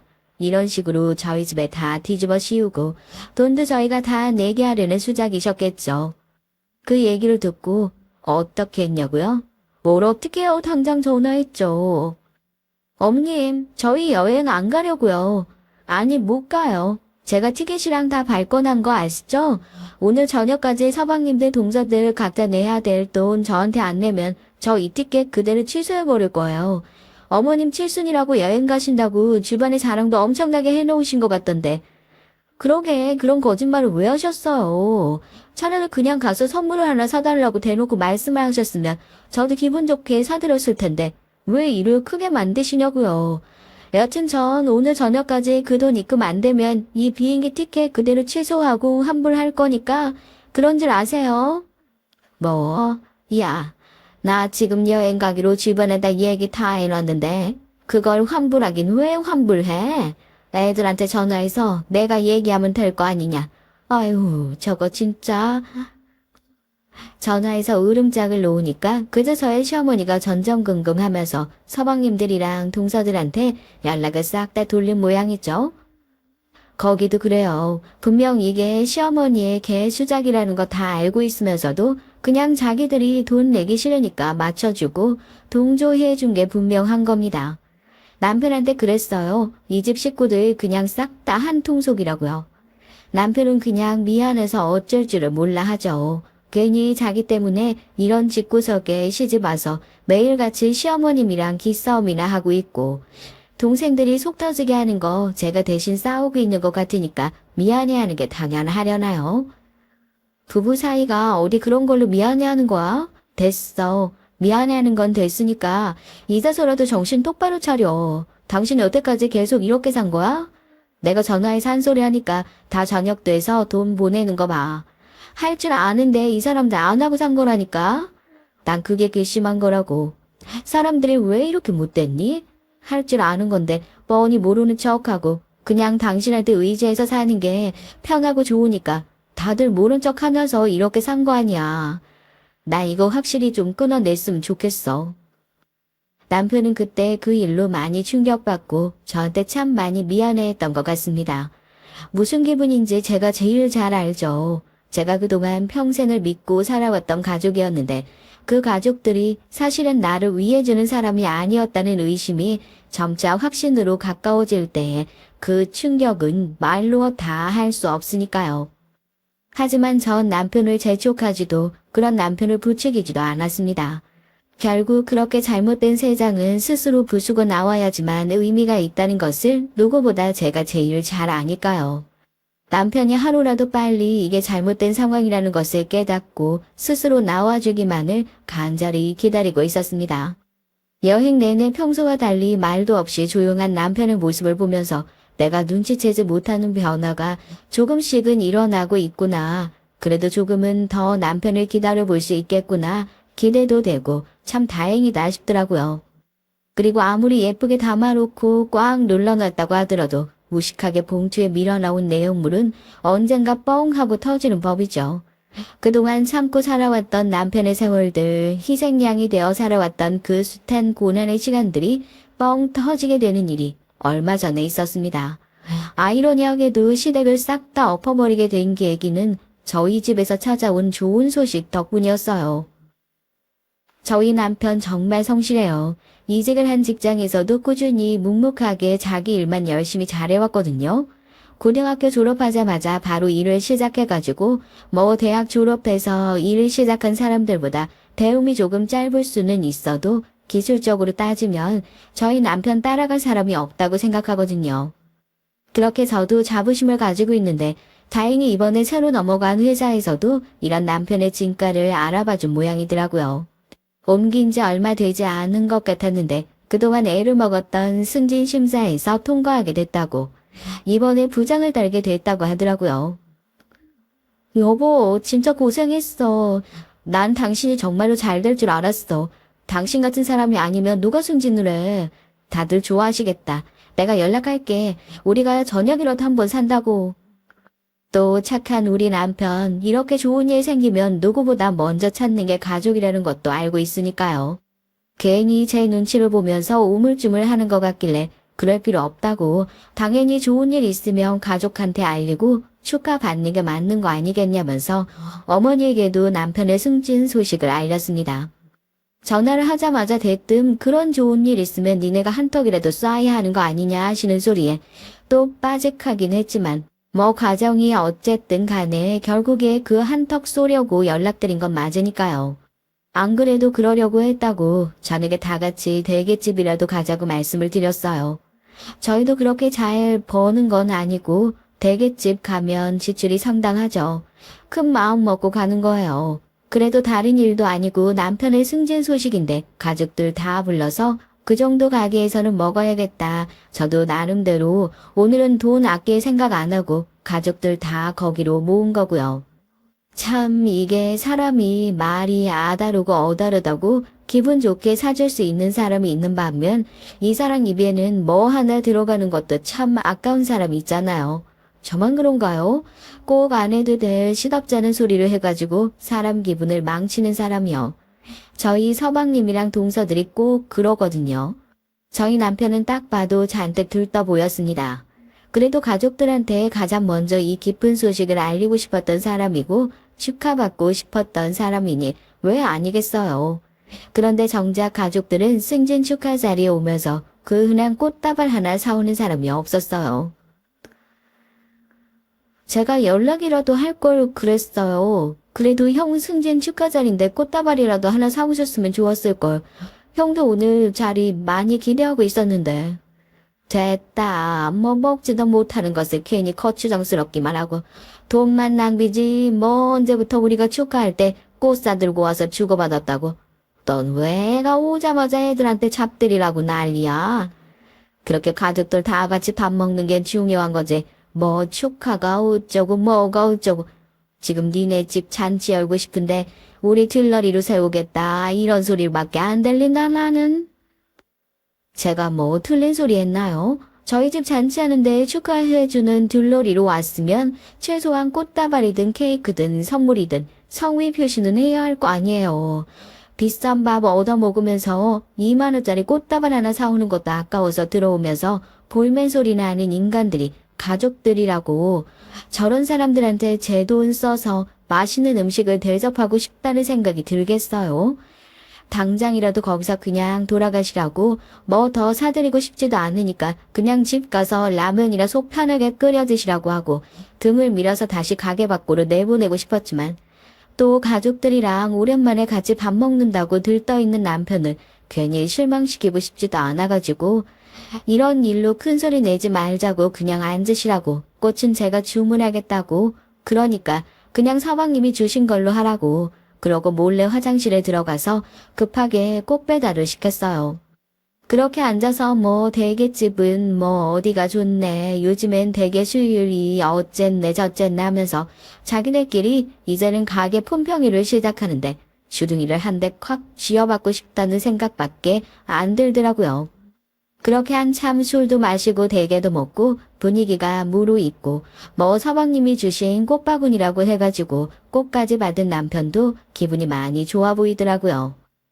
그래 좋은 게 좋은 거다. 오늘은 그냥 별일 없이 조용히 넘어가자 했었는데 아무래도 시킨 양이 좀 많으니까요. 저랑 남편이 중간에 한번 계산을 하고 오겠다고 자리에서 일어났죠. 추가로 드실 게 더 있으시면 계산하고 나서 한 번 더 시키라고 그러면서요. 그래서 일어나서 몇 걸음 떼지도 않았는데 뒤에서 딱 그 얘기가 들리는 거예요. 술도 좀 됐겠다. 뭐 나름대로 자기네들끼리 속닥거리려고 했는데 목소리가 크게 튀어나간 거겠죠. 야, 봤어? 탈장 기고 나가는 거? 난 무슨 영부인이라도 되는 줄 알았다. 제가 계산하고 올게요. 아니 뭐 호텔 식당이라도 왔니? 하여튼 없는 것들이 더한다고. 중소기업 부장이 뭐라고 지랄이요 지랄은. 순간 발이 우뚝 멈춰 서더라고요. 저 말고 남편이요. 저 그냥 이 악물고 모른 척 하려고 했어요. 나가서 없더라도 제발 오늘 다 지나고 나서 저 멍청한 것들이랑 한판 붙자 생각했었는데 남편이 갑자기 멈춰서길래 이게 무슨 일인가 싶었죠. 남편이 고개를 숙이고 한숨을 푹 쉬더니 제 팔을 붙잡고 정말 미안하다고 하더라고요. 돌아선 남편이 테이블로 돌아가서 대게 껍데기들이 잔뜩 쌓여있는 접시를 들어 동사의 머리 위로 냅다 부어버렸습니다. 게 껍데기며 국물이며 머리부터 옷까지 다 젖어서 비린내 나고 난리가 났죠. 왜 이게 지금 뭐하는 짓이야 형 미쳤어. 저희 남편 거기서 그치지 않고 소리를 지르는 둘째 서방님의 뺨을 시원하게 쫙 올려붙였습니다. 한 번도 남편이 저렇게 화를 내는 모습을 못 봤는데 시어머니도 비명을 지르고 난리가 났죠. 미친 것들은 니들이겠지. 내가 나한테 빨대 꽂고 기생충처럼 빌부터 사는 거 다 참았어. 그런데 내 아내 모욕하는 건 절대 못 참아. 니들 뭔데? 양심이라는 게 있어? 어머니 똑바로 들으세요. 이 집 식구들은요. 이 먹다 남은 개 껍데기만도 못한 인간인들이에요. 남매 인생에 빌붙어서 쪽쪽 빨아먹을 궁리만 해가지고 이렇게 속은 텅 비어서 아무것도 없는 개껍데기 같은 인간이요. 자식들 그렇게 키워낸 거 다 어머님 책임입니다. 아세요? 이제 나도 버틸 만큼 버텼고 참을 만큼 참았습니다. 너 결혼할 때 내가 빌려줬던 돈 있지? 지금 차용증에 날짜가 2달이 넘어갔는데도 이자 한번 달라 소리 안 했는데 이제 그것도 다시 돌려줘야겠다. 내가 오늘부터 이 집을 나가서 완전히 인연 끊고 살 거거든. 가족이 아니니까 이제 그것도 빌려줄 필요 없겠다 싶어서 정리할 거 정리하고 우리 여기서 완전히 인연 끊어버리자. 그건 저도 모르는 사실이었는데 막내 서방님한테 결혼 전에 빌려준 돈이 있었던 모양이더라고요. 아마 막내 동서는 그 사실을 전혀 몰랐던 것 같고요. 이게 무슨 소리냐고 지들끼리 비르고 난리가 났어요. 그렇게 대게집에서 한바탕 난리가 나고 드디어 다시는 그 집을 못 나올 것 같았던 저희 남편도 그 답답한 세상을 박차고 나올 수 있게 됐습니다. 과정은 더럽고 힘들었을지 몰라도 스스로 그걸 깨달을 수 있었다는 게 얼마나 다행인지 몰라요. 남편은 계속 저 아니었으면 불가능했을 일이라고 몇 번이나 고맙다는 얘기를 하지만 결국 다 남편의 선택인 것을요. 시댁 식구들은 이제야 남편과 연이 끊기는 것이 아니 괜찮은 희생양이 사라지는 것이 두려워서 소리 과했네 어쩌냐면서 사과를 하고 달려들고 있는데요. 저희는 연락도 안 받고 딱 잘라서 죽어라 생각하고 있는 중입니다. 사람 쉽게 안 바뀌잖아요. 겨우 그런 일 하나로 정신 차릴 인간들이 아니라는 거 저희 잘 알고 있어요. 다신 돌아가지 않을 거고요. 이제 둘 다 정신 차렸으니 저희도 저희 인생 제대로 한번 살아봐야죠. 응원해주세요. 안녕하세요. 저는 50대 여성입니다. 제가 어제 무심코 라디오를 듣다가 충격적인 얘기를 듣게 됐는데요. 지금의 40, 50대는 위로는 부모님께 효도를 해야 하고 자식들에게는 글쎄 효도를 바랄 수도 없는 세대라고 하더라고요. 그걸 미정산 세대라고 한다네요. 그 소식이 어찌나 저에게 딱 공감이 되던지요. 정말 슬프고 소름이 돋았어요. 요즘 젊은 애들은 아기 낳기를 싫어하고 결혼도 하지 않으려고 하잖아요. 한국도 이미 초고령 사회가 되었다고 하더군요. 제가 60, 70대 때는 어떻게 될지 상상만 해도 끔찍하네요. 전 일찍 결혼을 해서 애들은 이미 성인이 되어 있어요. 큰딸은 시집을 갔고 작은 아들은 다행히 취업이 돼서 열심히 회사에 다니는 중이고요. 남편은 가난 말기입니다. 아니 이젠 전 남편이라고 해야죠. 전 지금 남편과 이혼 소송 중이거든요. 제가 어쩌다가 인생이 새로 시작되는 황금기에 남편과 이혼을 하게 됐는지 여러분은 궁금하지 않으신가요? 그럼 지금부터 제가 당한 어이없고 황당한 스토리를 들려드릴 텐데요. 어쩌면 청취자분들도 뒷목을 잡으실 정도로 화가 나실 수도 있지만 끝까지 들어주세요. 제 사연을 잘 들어주시고 부디 청취자님들의 현명한 댓글 부탁드립니다. 그럼 우선 제가 살아온 얘기부터 좀 할게요. 전 파주 시골 출신이에요. 지금은 그곳에 새로 큰 출판단지가 생긴 걸로 알고 있지만 예전엔 정말 논이랑 밭밖에 없던 곳이었거든요. 춥기도 엄청 춥고 전방이라 공부대도 많던 곳이었죠. 전 그곳에서 태어나 소녀 시절을 보냈습니다. 제 부모님은 농사를 지으셨고요. 평생 땅밖에 모르고 고생만 하다 돌아가셨죠. 지금은 두 분 다 돌아가시고 안 계시지만 말이죠. 전 제 친정 부모님만 생각하면 눈물부터 나옵니다. 제가 시집 온 후에 시댁 부모님과 남편만 챙기다가 친정 부모님의 임종도 못 보고 두 분을 보내드렸거든요. 지금 생각하면 제가 왜 그렇게 바보처럼 살았는지 정말 후회가 됩니다. 부모님이 살아계실 때 자주 찾아뵙고 효도도 해드렸으면 정말 좋았을 텐데요. 저희 부모님은 딸 둘, 아들 셋 이렇게 5남매를 키우셨어요. 그 중에 저는 둘째 딸이고요. 농사밖에 모르시던 부모님은 돈을 모으는 대로 농밭을 사서 쌀농사며 밭농사를 지으셨어요. 전 어릴 적에 부모님이 농사 짓는 분들이라는 것이 싫었어요. 다른 친구 집 부모님들은 슈퍼도 하시고 정육점도 하시는데 왜 우리 엄마 아빠만 하루 종일 농밭에서 고생을 해야 되는 건지. 부모님이 농사를 지으신다는 이유로 어렸을 적 언니와 제가 집안일을 도맡아 했던 생각을 하면 지금도 몸서리가 젖습니다. 하지만 오빠와 동생들은 남자라는 이유로 집안일은커녕 자기가 먹은 그릇조차 치우지 않았죠.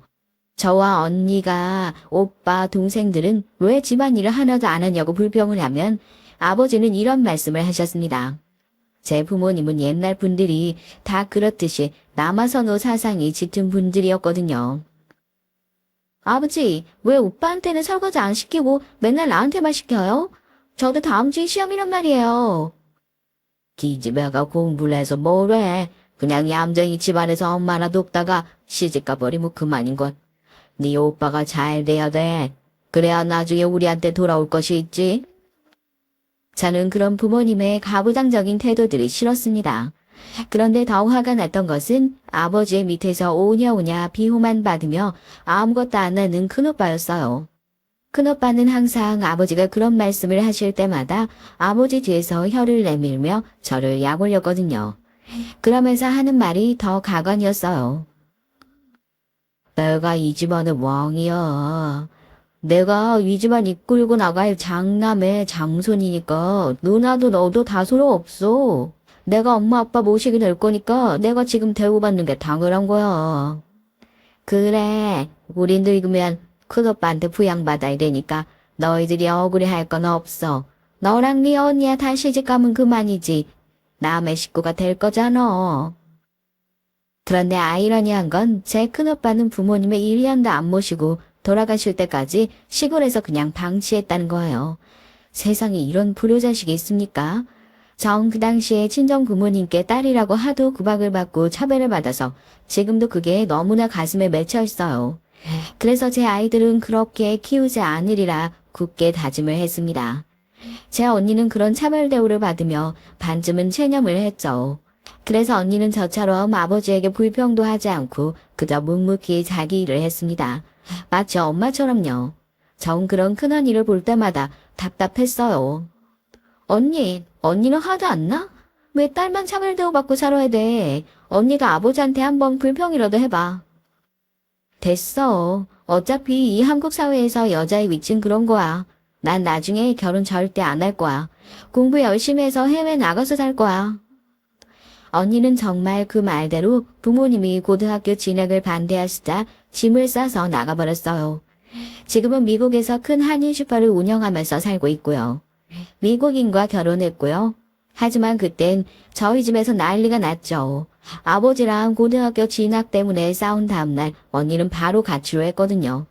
그것도 부모님이 모아두신 그때 당시 돈으로 100만 원을 가지고 나갔어요. 친정 부모님은 크게 놀라 경찰에 실종 신고를 하셨죠. 하지만 누가 봐도 가출이 명백한 사실이라 경찰에서는 언니의 행방을 찾는데 크게 신경 쓰지 않았습니다. 어머니는 딸이 걱정되어 울고 밥도 못 드셨지만 아버지는 제 언니의 행방보다는 그 돈 100만 원을 가지고 나간 것만 괘씸했는지 이놈의 기집애 잡기만 하면 가만 안 둔다 하시면서 매일 술을 드시고 길길이 날뛰셨습니다. 결국 언니는 못 찾고 그대로 부모님의 가슴속에 남았어요. 그때부터 저 역시 매일 속으로 생각했죠. 이놈의 집구석 내가 고등학교만 졸업해서 나가겠다고요. 그렇게 전 친정 부모님에게 아무것도 기대하는 것이 없는 채로 고등학교를 졸업했습니다. 아버지는 제 언니가 고등학교 진학을 못하게 되자 집 나갔던 것을 보시고는 저한테는 고등학교까지는 마치하며 허락을 하셨어요. 그렇게 고등학교를 나온 후 전 집을 떠났습니다. 제가 집을 떠날 때 어머니는 대학 학비를 못 대줘서 미안하다고 우셨어요.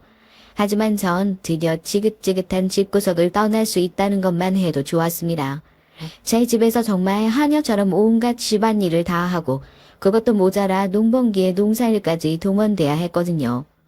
제 큰오빠는 대학 가야 한다면서 하나도 시키지 않는 농사일을 저는 동생들과 함께 해야만 했습니다. 그리고 전 이제 우리 동네 쪽으로는 침도 안 밟겠다고 말하며 고향을 떠나 서울로 나갔죠. 20살이 되어 처음 보았던 서울은 확실히 파주보다 번화하고 일자리도 많은 별천지였습니다. 전 부모님의 도움을 일체 받지 않았기 때문에 처음엔 고생도 많이 했어요. 상고를 나와 정리일도 해봤지만 전 가만히 앉아서 사무직으로 일하는 것은 적성에 맞지 않았습니다. 그래서 한 1년 하고 바로 그만뒀어요. 그 후부터는 월세방을 전전하며 하루 벌어 하루 먹고 살았던 적이 있었고요. 요즘에야 다들 어플 쓰지만 옛날에는 생활정보지 벼룩시장이라는 게 있었잖아요. 전 벼룩시장 구인구직란을 매일 체크해서 일당이 가장 높은 곳으로 골라 일을 나갔습니다. 타출부 일도 해보고 공장에서 알바도 해보고요. 제일 많이 주는 건 아무래도 노가다 일인데 여자는 거의 써주질 않더라고요. 그러다가 전 주방 설거지와 홀 서빙 일이 의외로 돈이 많이 준다는 것을 알게 됐어요. 그래서 전 22살에 시어머니가 운영하시는 식당에서 일을 하게 됐고요. 시어머니는 서울 강남에서 큰 고깃집을 운영하고 계셨습니다. 시어머니의 식당은 처음엔 동네 작은 연탄 불고기집에서 시작됐어요. 그러다가 입소문이 나서 식당을 강남으로 옮겨 크게 확장하셨죠. 그 상태로 20년이 넘게 해오시고 계십니다. 시어머니와 제가 어떻게 만나게 됐는지 궁금하시죠? 어느 비 많이 오던 날 저는 거리를 정처 없이 걷고 있었어요. 그날은 아침부터 아무것도 못 먹은 날이었고요. 그런데 시어머니의 식당에서 풍겨오는 냄새가 장난이 아니더라고요. 전 홀린 듯이 그 고깃집에 들어갔습니다. 시어머니는 그때 마포에서 혼자 가게를 하고 계셨어요. 손님도 거의 없었고요.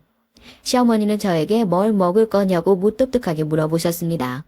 전 쭈뼛거리며 제가 돈이 없다고 그냥 너무 맛있는 냄새가 나서 들어와 본 거라면서 나가려고 했어요. 그랬더니 시어머니는 제 모습을 아래 위로 훑어보시더니 물으셨습니다. 너 나이가 몇 살이야? 미성년자는 아니지? 네, 저 22살이에요. 그래? 그럼 내가 밥 한 끼 줄 테니까 여기서 하루만 일해볼래? 내가 봐서 너 일하는 거 마음에 들면 계속 써주고 아니면 오늘 밥값이라고 쳐주고 가는 거야. 어때? 그때 전 시어머니가 하늘에서 내려온 천사 같았습니다. 어머니는 배가 고플 것 같으니까 밥을 먼저 주겠다고 하며 부엌으로 들어가서 제육 1인분을 차려주셨어요. 전 정말 그 밥을 허겁지겁 먹었습니다. 그리고 나서 그날 어머니가 시키는 대로 홀 서빙이며 설거지를 했어요. 시어머니는 제가 일하는 게 마음에 들었나 봐요. 손님에게 싹싹하게 서빙하고 시키지 않아도 척척 설거지가 쌓이기 전에 끝내놓고 하는 걸 보시더니 내일부터 나와서 일을 하라는 거였습니다. 전 너무 기뻐서 어머니에게 90도로 인사를 했고요. 고맙습니다. 고맙습니다. 어디서 일을 많이 해본 솜씨인 것 같구나. 그래, 내일 꼭 일하러 와야 된다. 내가 너 마음에 들면 월급도 많이 올려주마. 저희 시어머니의 가게가 마포의 연탄 불고기집이었던 때부터 시작해서 강남의 큰 정육식당으로 옮길 때까지 한 3, 4년 일을 했었던 것 같아요. 그러다 시어머니의 소개로 남편을 만나게 됐죠. 시어머니는 아들 삼형제를 두었는데 첫째가 제 남편이었고 그 밑으로 둘째, 셋째 시동생이 각각 3살 터울이었습니다. 그때 남편은 고등학교를 졸업 후 일이 없어 놀고 있다가 어머니의 식당에서 불판 및 고기 써는 담당을 하고 있었어요. 남편이 고기를 썰어주면 제가 손님상에 갖다 놓고 불판이 많이 쌓이면 남편이 나가서 닦아 채워주었습니다. 그러다 보니 시어머니는 제가 일하는 사람으로서 욕심이 났었나 봐요. 어느 날 고깃집 영업이 끝나고 제가 열심히 청소를 하고 있는데 시어머니가 가만히 다가와서 제게 넌지시 묻는 거였습니다. 예, 난 네가 마음에 든다. 그러니까 우리 큰아들하고 결혼해서 우리 고깃집 네가 이어받을래? 우리 아들도 네가 마음에 있는 것 같던데 말이야. 남편은 저보다 2살 연하였어요. 그래서 처음엔 남편이 남자로 생각되지 않아 결혼을 안 하겠다고 했고요. 그러나 시어머니는 집요하게 저에게 남편과 한번 사귀어보라며 강요를 하는 거였습니다. 그리고 남편도 서두르나마 저에게 꽃도 선물하고 같이 놀러 가자면서 그 당시에 시아버지가 몰던 자가용까지 태워주면서 저에게 마구 어필을 했어요. 전 결국 남편과 시어머니의 끈질긴 구애에 떠밀리듯이 결혼을 선택했습니다. 사실 전 월세 생활을 하면서 그 월세값만 아끼는 것만 해도 좋겠다 생각하고 있었거든요. 서울은 보증금도 월세도 제 고향 파주보다 배 이상 비싼 곳이었으니까요. 게다가 전 집이 마포에 있었기 때문에 강남까지 출퇴근하려면 교통비도 많이 들었고 결혼을 하면 그 모든 걸 아낄 수 있겠다는 생각이 들기도 했어요. 그때는 뭘 깊이 생각할 여유가 없었습니다. 그냥 이렇게 흘러가는 대로 살자고 생각하기도 했고요. 그렇게 어영부영 남편과 결혼을 하게 됐어요. 처음엔 신혼이란 게 없었죠. 결혼한 지 2달이 채 되기도 전에 전 임신한 사실을 알았거든요. 초기에는 입덧도 있고 몸도 무겁고 힘들었습니다. 그런데 시어머니는 옛날 사람들은 임신하고도 농사 다 하고 일 다 했다면서 저에게 계속 식당에서 일을 하라고 강요를 했어요. 전 어쩔 수 없이 계속 시어머니가 시키는 대로 일을 하다가 뱃속에서 6개월이나 키워왔던 처대를 유산하고 말았습니다. 그때는 저도 많이 놀라서 슬펐지만 저보다 남편이 더 놀랐던 것 같아요. 남편의 시어머니에게 화를 있는 대로 냈어요. 엄마가 우리 여보한테 계속 일하라고 하지만 않았어도 뱃속에 아기가 유산되지 않았을 거예요. 이제 이 사람 식당 일 그만 시키세요. 제가 돈 더 벌 테니까 우리 와이프는 살림만 하게 할 거예요. 아니 내가 뭘 그렇게 많이 시켰다고. 평소 하던 대로 서빙만 시켰고 설거지는 몸 무거울까 싶어서 다른 사람 썼구만. 얘가 몸이 약해. 그게 내 탓이 아니잖니? 사실 저도 친정에서 농사일을 할 때 하도 친정 부모님이 일을 많이 시켰기 때문에 힘들어도 힘든다는 말을 못하기도 했어요. 미련하고 곰 같은 엄마를 만나 그렇게 허망하게 처대를 떠나보내고 말았습니다. 그 이후 전 죄책감에 밤마다 눈물을 흘리고 가끔 꿈에 태아가 보이기도 하는 등 신경이 많이 쇠약해졌고요. 남편은 그런 저를 걱정해서 더 이상 일을 하지 말라고 한 것이었어요. 남편은 저를 시어머니에게서 보호해준 셈이었습니다. 그때는 남편에게 고맙고 사랑하는 마음이 있을 때였죠. 하지만 제가 집에서 살림만 하는 동안 남편은 저 모르게 여자를 만나러 다닌 것이었습니다. 전 그런 줄은 꿈에도 모르고 집에서 애들만 키우기 바빴죠. 유산한 지 3개월이 안 돼서 전 우리 딸을 임신했고 남편의 바람은 아마 그때부터 시작됐던 것 같아요. 남편은 점점 식당 일을 핑계로 집에 들어오는 시간이 늦어졌거든요. 아기가 없을 땐 남편과 함께 10시쯤에 퇴근을 했어요. 10시가 넘으면 어차피 손님이 없다고 시어머니는 10시까지 딱 영업을 했거든요.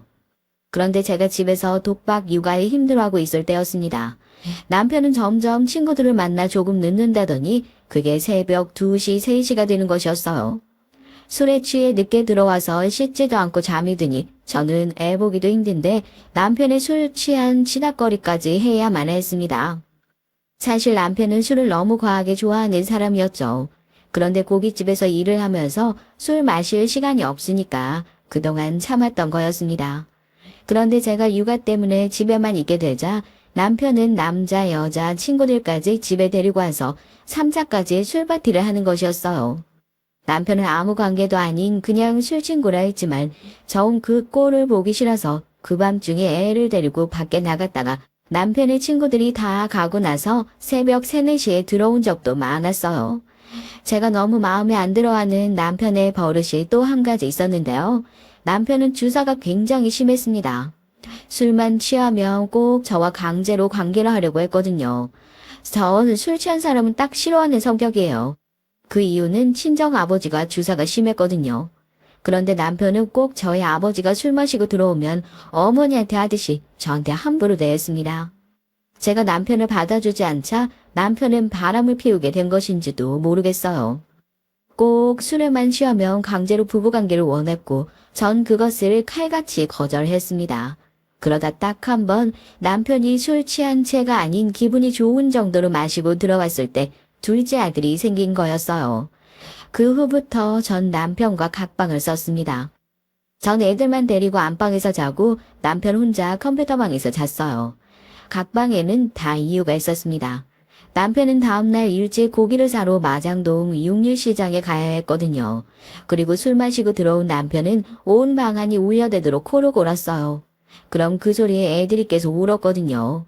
그러면 전 남편에게 짜증을 낼 수밖에 없었습니다. 제발 그놈의 술 좀 안 마실 수 없어? 당신 때문에 애들 다 계속 울잖아. 아 그러니까 어쩌란 말이야. 아이 짜증내서 내가 나가서 잔다 나왔어. 나한테 술 마시지 말라는 건 나보고 죽으라는 거야 이 아편네야. 참나 전 절대 이해가 안 되는 게 술 많이 마시는 인간이었습니다. 숙취로 머리도 아프고 토하기도 하고 먹으면 개나 되는 술을 뭐가 좋다고 마셔야 되는 걸까요? 그냥 잠이 안 와서 한 대접 마시는 거면 말리진 않아요. 그런데 꼭 정신을 잃을 정도로 마셔대고 취해서 들어오니까 그게 싫다는 겁니다. 제가 남편에게 잔소리를 하면 남편은 꼭 제게 막말을 하면서 다른 방에 가서 잤습니다. 그 후부터는 전 남편에게 기대하는 게 없어졌어요. 그저 애들만 보고 이혼하지 않고 이 남자와 살고 있었습니다. 그러던 어느 날 시어머니에게서 전화가 왔어요. 그때 전 아들이 아직 어려서 수유를 하느라 밤에 잠을 못 잤거든요. 그래서 항상 낮에 자고 있었어요. 그 단잠을 깨우는 것이 바로 시어머니의 호출이었습니다. 새애기냐? 오늘 단체 손님이 와서 네가 서빙 일 좀 해줘야 될 것 같은데 오늘 나와서 서빙 좀 해. 한 2-3시간만 바쁠 때만 나와서 하는 거니까 애들은 가게 옆방에 있잖니. 거기다가 채워두고 일 좀 해라. 어머니 정말 죄송한데요. 저희 아들 아직 모유 수유 중이에요. 조금만 젖 안 물면 저 몸살 나요. 그리고 낯선 데 가면 저희 애들 예민해서 잠 못 자고요. 다른 사람 구해보시면 안 될까요? 아니 얘가 너니 시애미가 정중하게 부탁을 하는데 생각도 안 해보고 거절하는 거냐? 어디서 감히 시애미한테 말대꾸를 하는 거야? 얼른 나오지 못해. 시어머니는 그전까지는 저한테 막말을 하거나 힘들게 하신 적은 없었는데 전 처음으로 시어머니가 제게 화를 내신 걸 보고 너무 놀랐습니다. 그리고 당연히 짜증도 났죠. 남편도 저를 못 살게 구는데 시어머니까지 저러시니까 너무 힘들었어요. 제 처지가 우울하기도 했고요. 하지만 결국 전 억지로 애들을 유모차에 싣고 어머니가 시키는 대로 서빙을 하러 식당으로 나갈 수밖에 없었습니다. 왜 그랬냐고요? 시어머니가 저희 친정에 전화를 걸어서 친정 엄마에게 막말을 퍼부으셨던 겁니다. 아니 사부인, 도대체 딸 교육을 어떻게 시키신 거예요? 대개 딸이 시애미가 뭘 시켰는데 글쎄 애들 어리다고 핑계를 대고 일을 돕지도 않는 겁니다. 이게 말이나 된다고 생각하세요? 도대체 가정교육을 어떻게 시켰길래 애가 이렇게 말을 안 듣는 거냐고요? 아이고 사부인 죄송합니다. 걔가 몸이 좀 힘들어서 그러는가 본데 제가 전화해서 단단히 교육시켜 놓겠습니다. 여러분 이런 시어머니 보셨나요? 말끝마다 친정에서 배운 게 없네, 친정 부모가 가르친 게 없어서 개념이 없네 라고 말하는 못된 시어머니는 드라마에서만 나오는 줄 알았거든요. 그런데 바로 제 시어머니가 그런 사람인 줄은 전 꿈에도 몰랐어요. 당연히 우리 친정엄마는 저한테 전화를 해서 결혼한 지 얼마 되지도 않았으니 시어머니 말을 들어야 한다면서 저를 혼내셨고요. 전 울며 겨자 먹기로 시어머니 말씀에 따를 수밖에 없었습니다. 어머니가 시어머니가 아닌 사장님이었을 땐 그래도 저한테 잘해주셨어요. 비록 좀 말은 툭툭 던지고 무뚝뚝하셨지만 마음만은 따뜻한 사장님이셨거든요. 그런데 시어머니가 되자마자 막장 드라마의 못된 캐릭터가 되어버리는 이 사실, 여러분은 이해가 가시나요? 처음 시어머니의 본성을 본 날 전 정말 소름이 끼쳤습니다. 기본적으로 가족이 되면 좀 더 잘해줘야죠. 이걸 알바 쓰기 아까우니까 저를 공짜로 부려먹겠다고 하는 거나 뭐가 다르겠어요? 시어머니가 점점 저에게 막대하시자 전 남편과의 결혼 생활 자체에 회의감이 들었습니다. 그런데 이건 시작에 불과한 일이었어요. 전 앞으로 더 최악인 일이 닥쳐올 줄은 꿈에도 몰랐습니다.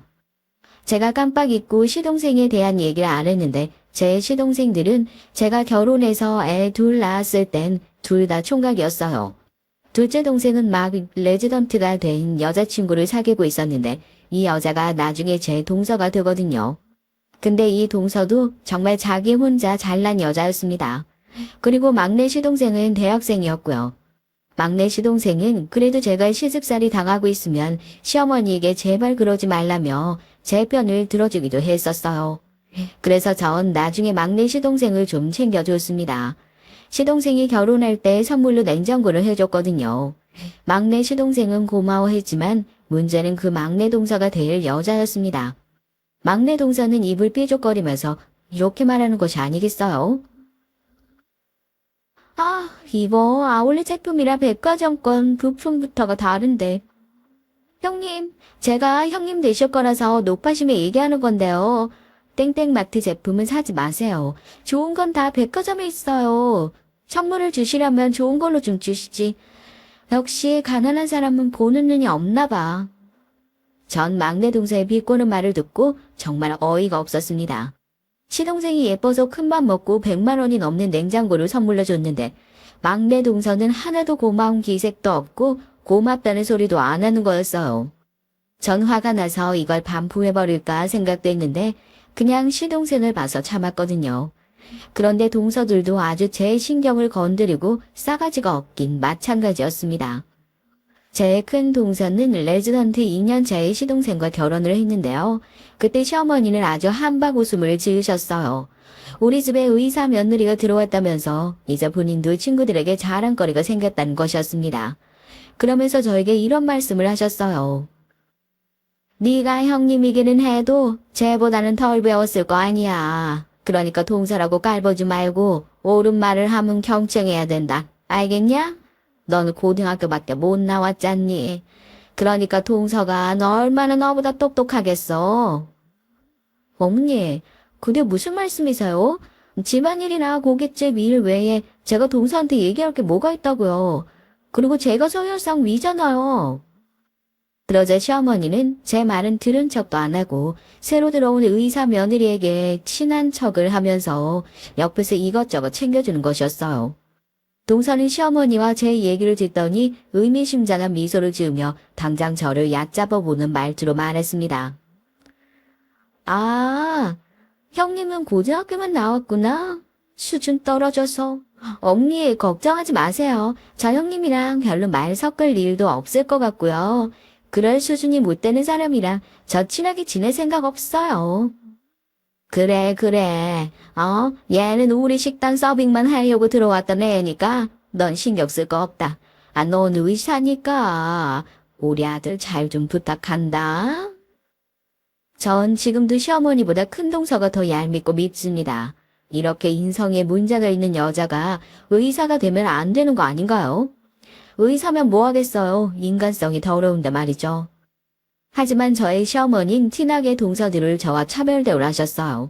그것도 치사하게 시어머니에게 주는 용돈의 크기로 판단을 하는 것이었습니다.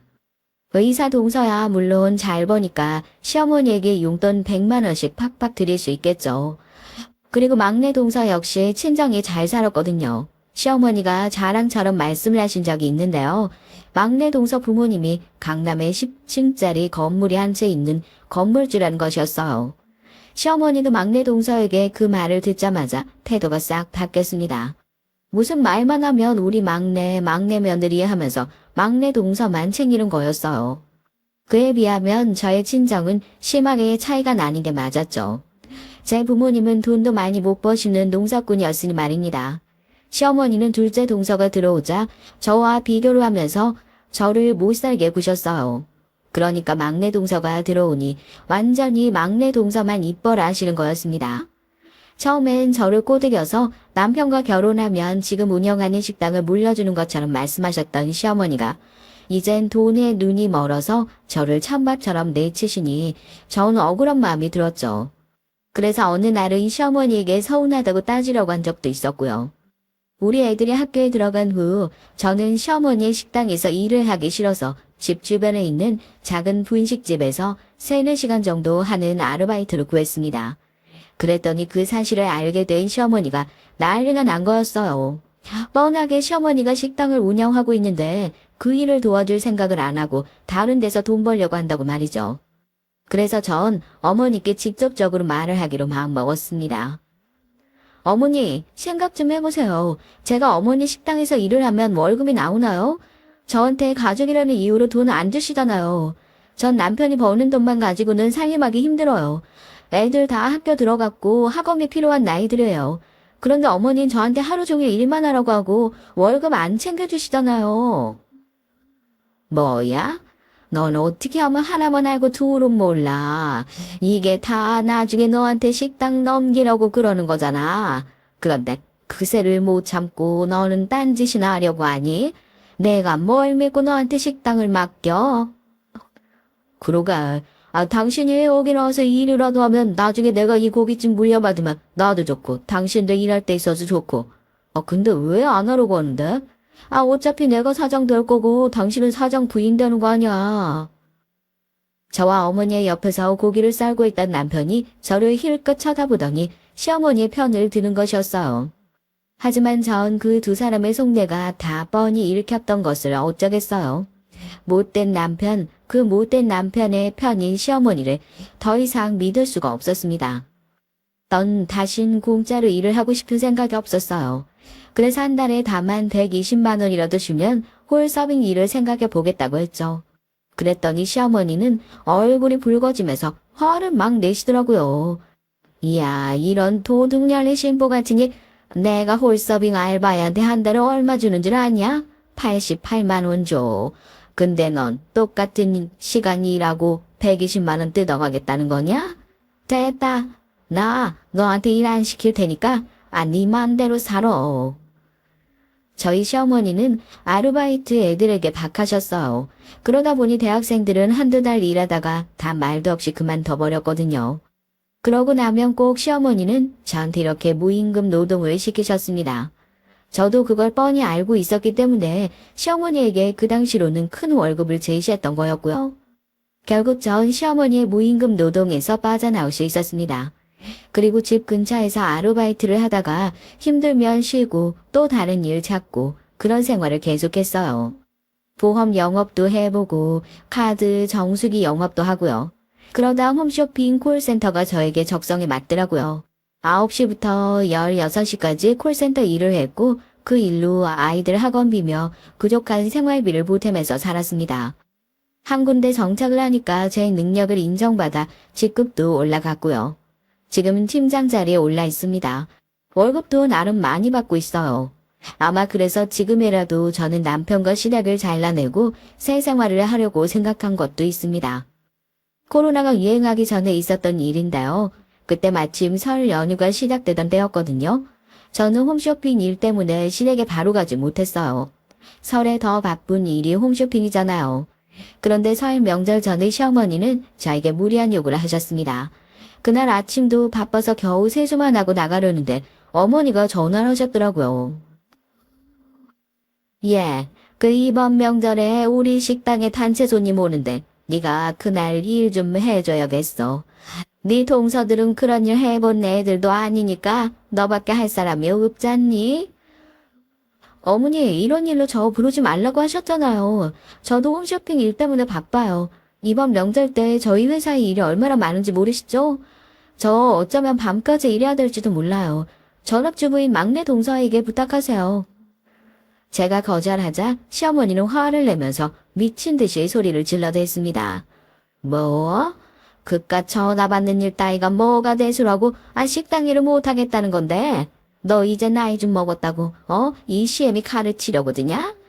내 아들이랑 계속 살고 이 고깃집 이어받으려면 그딴 직장 얼른 때려치우고 이 시애미가 시키는 대로나 해.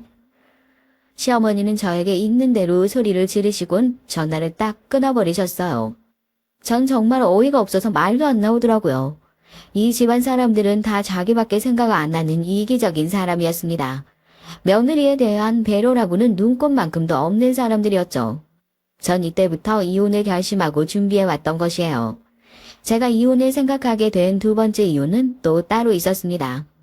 남편은 20년을 넘게 한결같이 술을 매일 먹었고 바람도 피우고 있었거든요. 정말 인간 고쳐 쓰는 게 아니라고 하더니 그 말이 딱 맞아요. 전 그래도 애들을 생각해서 애들이 다 독립하고 나면 이혼해야지 하고 참고 살았어요. 그런데 애들이 좀 크니까 오히려 저한테 아빠랑 왜 사느냐고 이혼을 권유하더라고요. 우리 딸도 제 모습을 보는 게 너무 답답했다고 나중에 말을 하더라고요. 결혼을 하기도 전에 아빠에 대한 부정적인 모습만 보고 살았으니까요. 제 딸은 사실 결혼하고 싶지 않았다고 했습니다. 하지만 전 그런 딸의 마음을 그저 사춘기 아이의 반항이라고 생각했어요. 딸이 시집을 가기 전 저희 집에 와서 저하고 같이 잔 적이 있었는데요. 딸의 그 말을 듣고 전 그의 손을 잡고 엉엉 울었습니다. 그런데 그때도 남편은 상간녀를 만나느라 집에 들어오지도 않았어요. 아들도 딸도 제 아빠가 바람 피운다는 걸 알고 있었던 모양이에요. 엄마, 이제라도 새 인생 살아요. 저도 아빠가 얼마나 우리 가정에 소홀하고 많은 여자들을 만나고 다녔는지 다 알게 됐어요. 저 그 사실 알게 된 지 오래됐어요. 하지만 그땐 제가 아빠를 성토하고 비난하긴 무서웠어요. 친할머니가 아빠 편이잖아. 그래서 아무 말도 못했어요. 미안해요, 엄마. 아니야. 네가 미안할 게 뭐가 있니? 잘못한 건 네 아버지인데. 이 엄마도 몇 번이나 네 아빠랑 이혼할 마음 먹었었는데 그때마다 니들이 눈에 밟혀서 못했던 거야. 난 다행히 아빠랑 다르게 가정적인 남자 만나서 잘 살 거니까 엄마도 새 인생 살아요. 정말 그랬으면 좋겠어. 제 딸은 제 손을 잡고 눈물을 흘렸어요. 그때부터는 저는 남편의 바람 피운 증거를 잡기 시작했습니다. 남편은 상간녀를 만나던 것을 저에게 비밀로 했다고 생각했지만 전 그 상간녀 이름도 알고 어디서 사는지도 알았거든요. 그 여자는 바로 남편의 오랜 술 친구라는 년이었습니다. 제 아이들이 어릴 때부터 남편은 그년을 그저 여자 사람 친구다라고 저에게 소개를 했었고 전 당연하게도 그 말을 안 믿었거든요. 세상 어느 누가 여사친이랑 모텔 가고 새벽 3시까지 술 먹고 한답니까? 전 남편의 씀씀이가 너무 크길래 남편 몰래 카드 내역서를 본 적이 있었거든요. 그랬더니 그 짓을 하고 있더라고요. 제가 애들 육아에 치여 있을 때 단란주점 가서 더럽게 놀고 그년과 함께 별 더러운 짓들을 다 했을 거라는 생각만으로도 전 남편이 더럽고 역겹게 느껴지더라고요. 하지만 전 결혼 생활 내내 그 연놈들의 꼴을 보고도 참았습니다. 아이들에게 상처 주기 싫어서요. 하지만 이젠 이혼을 해야 할 때라는 느낌이 강하게 들더라고요. 딸까지 저렇게 말을 하니 남편은 이미 남편으로서도 애들 아빠로서도 믿음은커녕 아무런 가치 있는 존재도 아니란 것이 증명됐으니까요. 전 애들을 위해서도 제 자신이 똑바로 서야 한다고 생각했습니다. 그래서 이번엔 명절 전날 시어머니 식당에 갔어요. 굳게 마음을 먹고 갔죠. 시어머니가 제가 올 줄 알았다고 코웃음을 치며 저에게 말씀을 하시더라고요. 그래, 니까지 년이 이 시엠의 말을 거역할 수 있을 것 같았냐? 일하러 왔으니까 얼른 앞치마하고 주문부터 받아. 시어머니는 제게 앞치마를 던져주며 저를 능멸하시더라고요. 그래서 저 시어머니 눈앞에 도로 앞치마를 던져버렸습니다. 그리고 시어머니를 똑바로 쳐다보며 소리를 쳤어요. 어머니, 한 번만 말할게요. 잘 들으세요. 저 이제 당신 아들이랑 안 살아요. 애들도 다 컸고 이제 내 인생 찾아서 이 집안이랑 인연 끊을 거니까 그렇게 하세요. 뭐, 뭐야? 아니, 네가 감히 어디서 이 시엠에게 망발이야.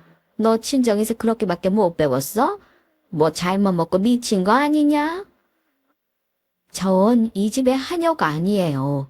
그리고 이제까지 말하고 싶었는데 어머니가 저만 동서들과 차별하고 막내 동서만 특별 대우해주는 거 제가 모를 줄 아셨어요? 그렇게 저 20년을 참았어요. 더 이상은 못 참아요. 말 나온 김에 물어나 볼게요. 왜 저만 그렇게 식당에서 무임금 노동을 시키신 거예요? 그건 아니 네가 알아서 뭐 하려고 그래? 이 싸가지 없는 년아. 그래, 내가 너한테만 이유시킨 건 사실이다. 왜 그랬는지 아니? 네 둘째 동서랑 막내 동서는 이 시애미한테 다들 달마다 100만 원씩 드리더라. 그래서 네가 준 용돈 30만 원 따윈 내가 간에 기별도 안 가더라고. 그러니 이제껏 너한테 100만 원어치 몸으로 떼우라고 한 거야. 뭐 내가 잘못하기라도 했냐? 이기적이고 돈 욕심만 덕지덕지 붙은 팥쥐 엄마 같은 시어머니를 제가 왜 믿고 살았는지 모르겠습니다. 전 너무나도 화가 나고 황당했어요. 그럼 그 동서란 것들은 제 노동력 대신에 돈으로 떼어온 거나 마찬가지잖아요. 그동안 저 혼자 이리저리 뺑이치던 생각을 하니 도저히 참을 수가 없었습니다. 전 분노로 부들부들 떨다가 결국 시어머니에게 빽 소리를 질렀죠. 이제 어머니 전화도 안 받을 거니까 다시는 연락도 하지 마세요. 되게 병신 같은 아들 병수발이나 들면서 노후 보내시게 되겠네요. 그거 참 쌤통이네. 그리고 행여 우리 애들 얼굴 볼 생각도 하지 말아요. 우리 아들 딸들도 자기 아빠라는 인간이 얼마나 개 같은 인간인지 다 알고 있으니까요. 제 말을 듣자마자 시어머니는 제 멱살을 잡더니 뺨을 세게 때리는 거였습니다. 전 식당 바닥에 쓰러졌고 고깃집에 있던 손님들은 상황을 지켜보다 도저히 안 되겠던지 제 시어머니를 막아서고 팔을 잡아 말렸습니다. 그때 남편이 주방에서 나타났어요. 이 여편 내야 미쳤어. 왜 우리 엄마한테 대들고 지랄이야. 아 뭘 봐. 다들 구경 났어? 아 빨리 나가. 나가지 못해? 그래. 우리 아들 잘한다. 이 미친년부터 좀 쫓아내. 이년 얼굴만 봐도 그냥 혈압올라 죽을 것 같으니까 얼른. 남편은 손님들을 다 쫓아내고 식당 문을 잠갔습니다. 시어머니는 자기가 저를 때려놓고는 갑자기 바닥에 퍼질러 앉아서 우는 것이었어요. 정말 전 그때 시어머니가 미친 거 아닌가 의심이 들더라고요. 이깟 뺨 한 대로 전 아무 충격을 받지 않았습니다. 그만큼 이 집안이 지긋지긋했고 이 인간 말종들과 인연을 끊는데 뺨 한 대 정도면 싸게 먹히는 거라 생각했어요. 전 당장 경찰서에 신고를 했습니다. 꼭 경찰들이 달려왔고 전 제 뺨을 맞은 것과 협박을 받은 내용을 경찰서에 가서 진술했어요. 사태의 심각성을 처음부터 본 식당 밖의 손님들도 몇 명이나 나서서 증인이 되어 주었습니다. 전 떨리는 손으로 고발장을 썼어요. 그것은 이제 이 시댁의 악마들과 인연을 끊을 수 있다는 생각에서였습니다. 경찰들은 시어머니를 현행범으로 잠시 구류에 처한다고 했고요. 전 집에 와서 남편의 여행 가방을 찾아 옷 등 간단한 짐을 싸서 밖에 내놓았습니다. 남편은 그날 새벽에도 술을 먹고 집에 들어오려다가 제가 현관 비번을 바꿔버린 걸 알았어요. 남편은 술에 취한 채 고래고래 소리를 질렀습니다. 너 지금 복수하는 거야? 야, 내가 너 말고도 딴 여자 좀 만났다고 나한테 이러는 거야? 아니면 내가 죽을 병 걸리니까 이제 와서 내 소발 들기 싫어서 이러는 거냐? 하지만 전 아무 말도 하지 않았습니다. 이 인간을 집에 들였다간 제가 위험에 처할지도 모르겠다는 두려움에서였어요. 남편이 한번 술에 취해서 눈이 돌면 무슨 짓을 할지 몰랐습니다. 고기 써는 일을 하는 남편은 아주 칼을 잘 다루거든요. 저는 문 뒤에서 남편에게 소리쳤어요. 동네 시끄러우니까 문 앞에 둔 가방 가지고 얼른 너네 집으로 가. 시어머니랑 아주 잘 먹고 잘 살면 되겠네. 너랑 죽고 못 산다던 그년의 집에 가도 되고 이젠 우리 끝이야.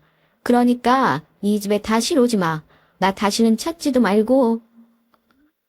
애들이 다 독립해서 집을 떠난 후에 남편의 이름이었던 아파트를 처분했고 저는 따로 집을 얻어서 살려고 계속 전세 생활을 전전했거든요.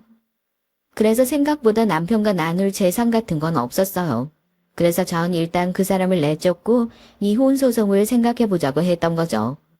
남편은 혀 짧은 소리로 계속 협박을 하다가 작전을 바꾸기로 했는지 문을 탕탕 두드리면서 저한테 싹싹 빌더라고요.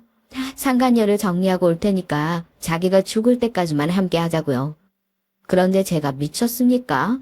가난 말기면서도 술을 끊지도 못하고 여전히 계집질에 물나는 생활을 하는 그 사람을 뭘 믿고 제가 병수발을 들겠어요. 남편은 사실 50세가 되기도 전에 간성 혼수로 몇 번 병원 신세를 졌어요. 30년을 술을 먹었으니 간이 어떻게 버텨내겠습니까? 처음엔 강경화로 입원을 했었는데 이 사람은 이까짓것 괜찮다고 하면서 여전히 술을 계속 마셨어요. 전 잔소리를 하다 안 되니까 그냥 포기를 해버렸던 거고요. 그러다 동네 병원에서 초음파를 보다가 대학병원에 가보라면서 소견서를 써주더군요. 그래서 서울대학교 병원에 갔죠. 거기서 남편은 이미 6개월밖에 못 산다고, 이미 수술을 할 수도 없을 만큼 전체 장기가 전이가 됐다고 하더군요. 그런 시한부 선고를 받고도 술을 못 끊었으니 정신을 못 차린 그 인간이에요. 전 일단 시어머니에게 알리고 간 이식을 받아보라고 했었습니다. 하지만 남편은 늙은 시어머니가 걱정이 된다면서 알리지 말라고 저에게 통사정을 하더군요. 그런데 이번엔 그런 일이 터졌던 겁니다. 나중에 시어머니는 남편이 간암에 걸렸다는 것을 알게 되자 충격이 커서 기절을 하셨어요. 그래서 시어머니의 식당은 장기 휴업에 들어가고 말았습니다. 구급차에 실려가신 시어머니는 뇌졸중이라는 병명을 얻었습니다. 그동안 식당 일하면서 불규칙하게 사시고 밤 늦게까지 일하면서 야식으로 먹은 고기와 술이 문제였던 거죠. 그리고 시어머니는 혈압도 아주 높았거든요. 남편은 이런 일이 일어난 게 모두 저 때문이라면서 책임을 지라고 저에게 소리를 지르면서 삿대질을 하더군요. 하지만 전 이제 우리는 남남이라고 못을 박았습니다. 이제 당신도 내 남편이 아니고 어머니 역시 내가 책임질 필요 없는 거야. 난 지금 내놓은 집이 팔리는 대로 필리핀으로 이민 가기로 했어. 그러니까 나 찾지 마. 다시는 당신 얼굴 보기 싫어. 역겨워. 너 이렇게 독한 여자였냐? 우리 엄마는 그렇다고 쳐. 내가 불쌍하지도 않냐고. 나도 살 날이 얼마 남지도 않았는데 이렇게 떠날 거냐? 남편은 얼마 안 남은 시간을 좋은 것만 보고 살아도 모자랄 판에 제가 이혼을 하자고 대든다고 모든 것을 제 탓으로 돌렸습니다. 여러분 정말 어이가 없지 않나요? 술을 먹고 계집질한 것도 다 자기가 선택한 거잖아요. 그래서 하나님이 벌을 내려서 병을 준 건데 왜 그게 제 탓이 되나요? 전 이렇게 지옥 같았던 결혼 30년을 끝냈습니다. 그 이후 시댁 사람들은 어떻게 되었느냐면 시어머니는 뇌졸중으로 반신마비가 돼서 의사 동서의 도움을 받았지만 아직 거동이 불편한 상태예요. 그리고 남편은 상간녀에게 버림당하고 어머니 식당에서 일하면서 암투병을 하고 있습니다. 이제는 살도 모두 빠져서 완전히 다른 사람이 되었다고 딸이 말해주더군요. 그 사람은 시어머니가 반신마비로 은퇴하는 바람에 고깃집 사장님이 되긴 했지만 언제 죽을지 모르는 상태예요. 이런 답없는 시댁에서 전 탈출을 하길 정말 잘했다는 생각이 드네요. 요즘은 필리핀이란 나라의 이민에 대해서 알아보고 있습니다. 아들은 제가 그곳으로 가면 엄마를 어떻게 보냐고 하면서 섭섭해하지만 전 내가 시간 내서 놀러 오면 되지라고 말해줬어요. 어차피 그 애도 이제는 자기 삶을 찾아야 될 나이고요. 없는 게 훨씬 나은 아버지와는 인연을 끊겠다고 하더군요. 그리고 딸과 사위 역시 자기가 애들 낳으면 필리핀에 데리고 놀러 오겠다고 하면서 제 새 출발을 응원하고 축하해 주었습니다. 제가 이민을 가면 일을 어떡하냐고요? 요즘은 재택근무라는 제도가 있어서 전 팀장 일을 그쪽 사람들과 화상회의하면서 하기로 회사와 합의했어요. 정말 판례한 세상이 아닐 수 없습니다. 그리고 필리핀에서도 제가 다니는 홈쇼핑 회사의 지사를 내려고 준비 중에 있는데요. 저한테 그쪽 일을 맡기면서 능력에 따라 팀장에서 이사 대우도 해주겠다고 하더라고요. 여러분, 제 파란만장한 시댁 탈출기를 어떻게 들으셨는지 궁금하네요. 전 지금부터 제2의 인생을 시작하려고 생각하고 있습니다. 비록 결혼은 거지 같은 남편과 못된 시어머니를 만나서 힘들게 끊어냈지만 앞으로 나아갈 인생은 긍정적으로 살려고 노력할 생각이에요. 전 다시는 결혼하지 않을 생각입니다. 혼자가 좋기도 하고 동네 할머니들 말 맞다나 남자들은 다 그놈이 그놈 같으니까요. 혹시나 필리핀에 가서 제 인연이 나타나면 모르겠지만 지금은 절대 남자는 만나고 싶지 않습니다. 제가 드릴 얘기는 여기서 끝이에요. 긴 글 읽어주셔서 감사합니다.